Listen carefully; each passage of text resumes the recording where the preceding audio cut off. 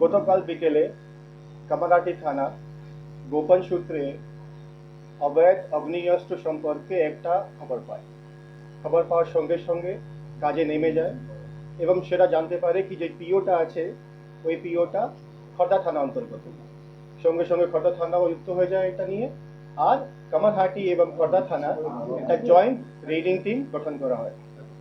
এই joint রেডিং team পিওটা যেটা আছে আপনার মৌলানা সলিম রোড নয়া বস্তি, ওখানে গিয়ে একটি লোকের বাড়িতে রেড করে তল্লাশি অভিযান চালায় এবং ওখান থেকে অনেকটাই অবৈধ জিনিস উদ্ধার করা হয়, যার মধ্যে আছে আপনার 4টা country made improvised fire arms, 13টা লাইভ অ্যামুনিশন, একটা চপার, একটা কোরাল আর একটা তলওয়ার। তারপরে জানা যায় যে এই বাড়িটি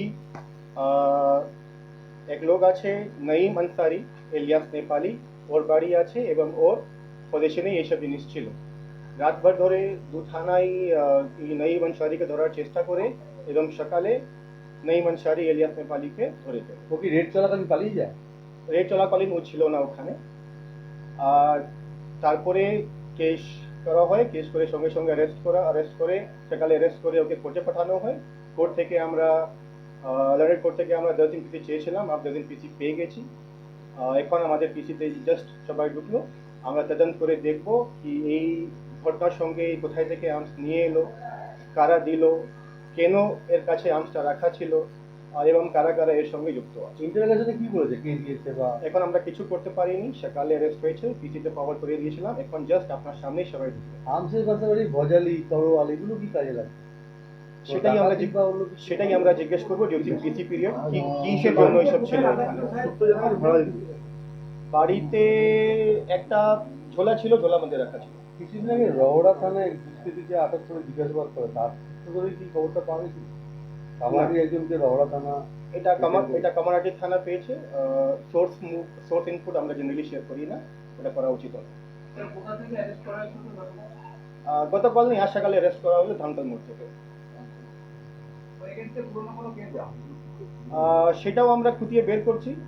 এখন অব্দি যে আসামির স্টেটমেন্ট আছে ওর উপরেই বিশ্বাস করে কিছু আমি বলতে চাই না, ওটা ভেরিফাই করে তারপরে একাধিক অপরাধে গ্রেফতারও হয়েছিল। সেটা আমাকে ভেরিফাই করতে হবে, আমি এমনি বলতে পারবো না। Thank you. এর সঙ্গে কারা রিলেটেড বা কিছু জানা গেছে? সবটা আমাদের তদন্তের বিষয় আছে, সবটা আমরা তদন্ত করি। 10 days। এলাকার মানুষ সূত্রে জানা যাচ্ছে যে বেশি ভাড়া দিত, পিস্তল ভাড়া দিত এবং ক্রাইমকে যারা করতে থাকে ওখানে মাঝখানে। Thank you for the information, এটা নিয়ে আমরা খুঁটিয়ে বের করবো। আপনি কিছু পেয়েছেন তো? আমার কাছে এরকম ইনফরমেশন আসেনি, আপনারা যদি কিছু থাকে আপনার most welcome to help with investigation. Thank you. Sir, গোলাকামায় যে বাংলাদেশি আটক হতে শুরু করে আছে এটা স্পেসিফিকলি ফর খর্দা থানা যেটা ব্রিফিং, গোলা থানা নিয়ে আমি এখানে বলতে চাই।